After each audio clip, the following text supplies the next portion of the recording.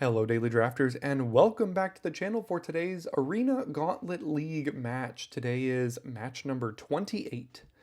Match number 3 of week 6 of play, the final week of play. We have a maximum of 30 matches here now because we've won our first 2. So if we lose our next 3, we still get 30 matches no matter what in this league if we want it. So if you've stumbled across this video, don't exactly know what the AGL is, check out the top of the description where you can check out my week 0 introduction into the league and all of its mechanics.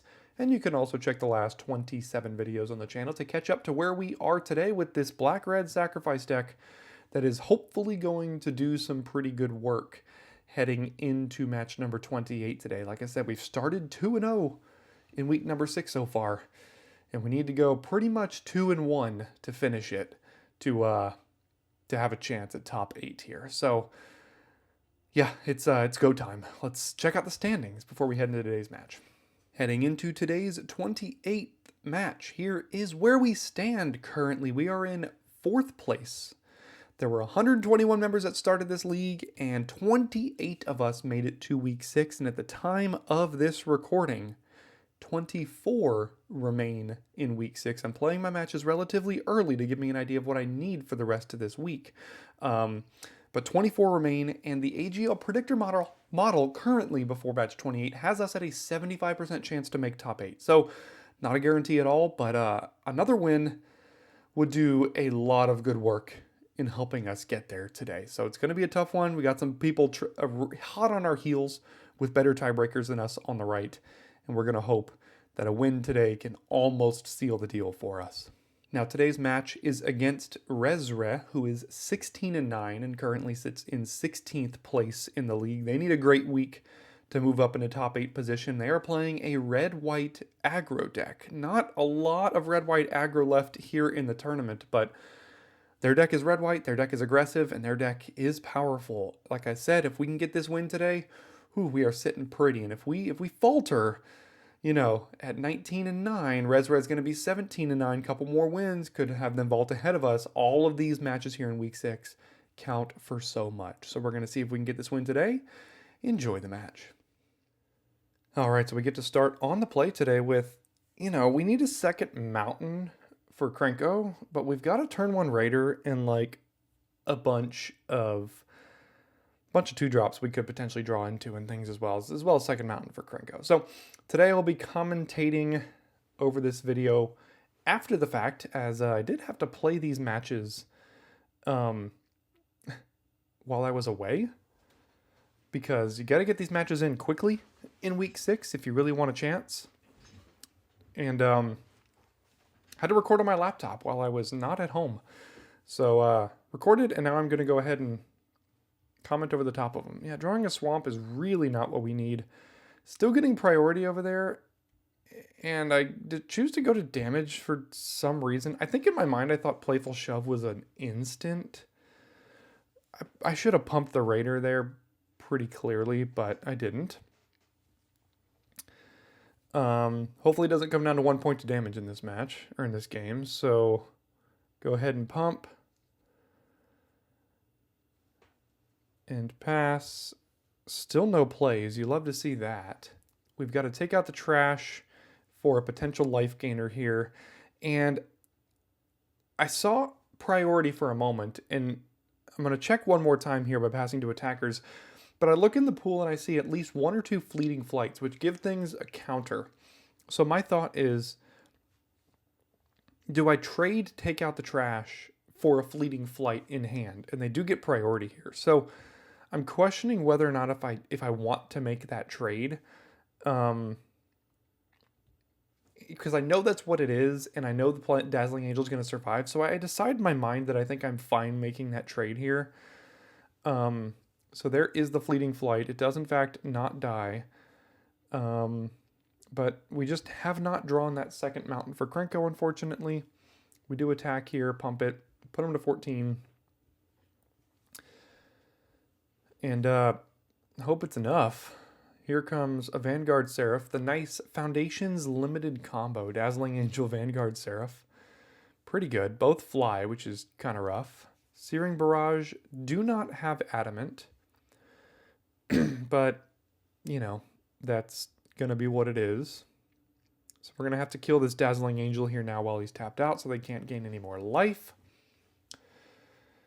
And still face down a 3-powered flyer. This Krenko and this Playful Shove have just been in our hands since the beginning and done basically nothing.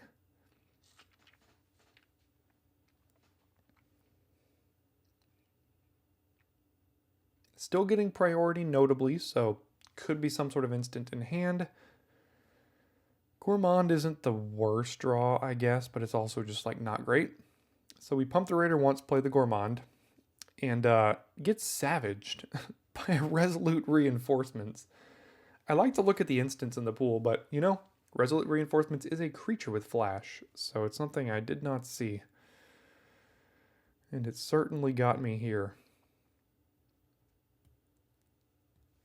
Now, it had to have been top decked in the last 2-ish turns because didn't play it earlier when I had the Raider and attacked with it. So, you know, pointing out the mountain and Krenko here, just getting savaged by not being able to play either card in my hand, and that's a lot of damage. It also means we are pretty much just dead on board next turn. I mean, I could play the Augur and technically go to 1, but like, then I die to any sort of non-land off the top of my deck.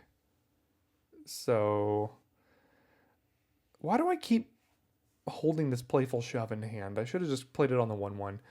End of the day, it doesn't matter. We would have had to double jump, and we lost that one very, very quickly. Is there anything we can do in sideboarding? I bring in my 1/3 because it blocks well. I should probably bring in Fanatical Firebrand, take out this stupid Playful Shove if I haven't already thought to do that.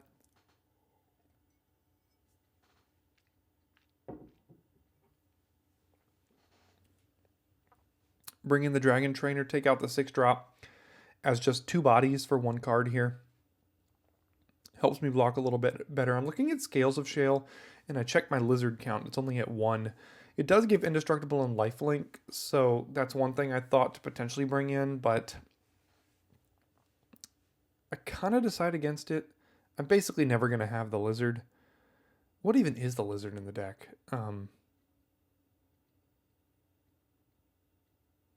The Brazen Collector, maybe? No, the Ravine Raider is the Lizard. Yeah, so trading out the Shivan Dragon for the Dragon Trainer seems good. That might just need to be a change in the deck that I have in general. I still get the flyer, but I also get an extra body here. Bringing in the Gorehorn Raider, taking out... What was that? Teapot Slinger? Actually, I go ahead and take out the Raider, because all their creatures are smaller. So I leave in the 3/4 body and bring in the body that could potentially 2-for-1 with them here. So I feel like I actually made some decent sideboarding changes going into game 2 here. We'll see if they end up mattering.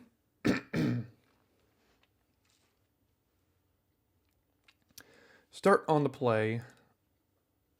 And the hand needs some help with lands, but I just don't think it's worth mulliganing.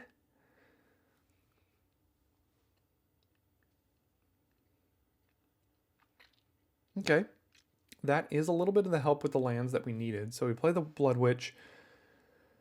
And now that I know about the 2-mana flash creature, I know to not attack and rather just play the 9 Lives Familiar instead.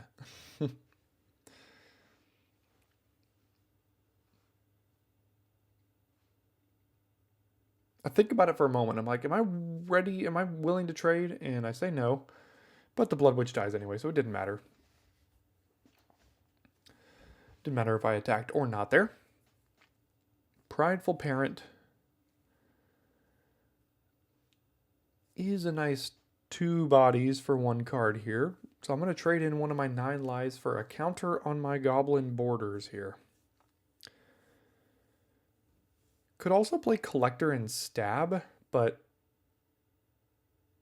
that might have actually been better. No. I mean, they wouldn't have blocked with their 1/1, and then their 2/2 would be dead.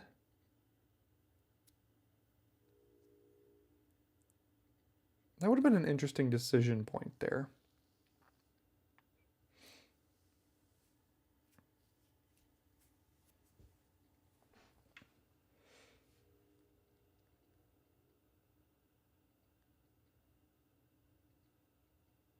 See what the follow-up is. They very quickly attacked. Makes me think they might have some sort of raid creature.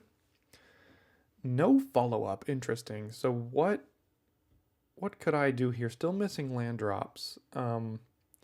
Like I said, they do have some fleeting flights. I get in with both. See what this 1/1 is. If they're just chumping and then maybe using Burst Lightning to finish it off. So I'm going to go ahead and play this. See if this dies to Burst Lightning.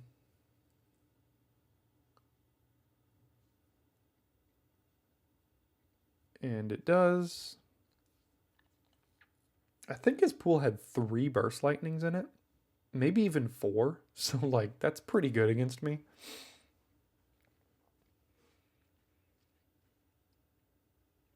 There's a Fountain Port. Yeah, looking at the work this Prideful Parent is doing. Oh, an Icy Manipulator. Absolutely brutal. The card is so good.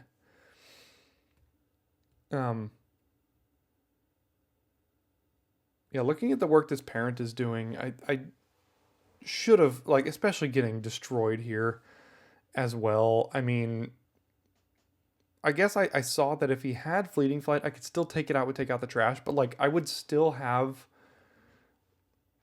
have, like, pushed a lot of damage, and he would have not really had anything there, so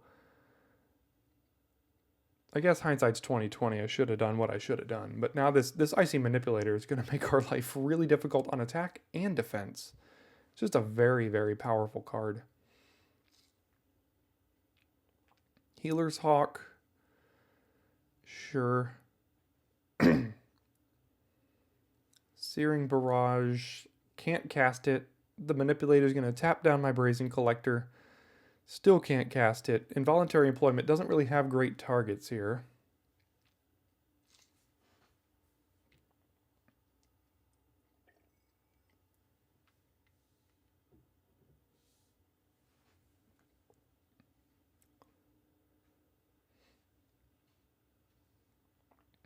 And just have to pass with Remorse up, basically.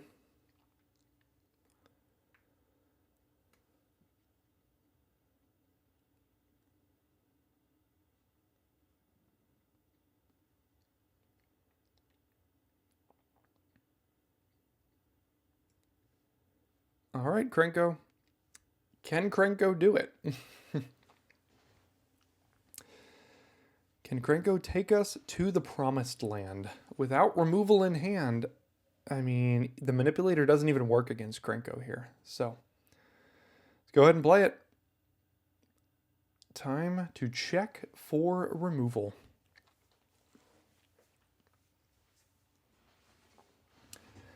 And sacrificing the fish with Fountain Port basically means they're digging for it. Cathar Commando is fine. But Prideful Parent, make another 1/1. Heroic Reinforcements basically kill me. Yeah. I mean, they set that one up. Now I'm at 4. They've got Manipulator.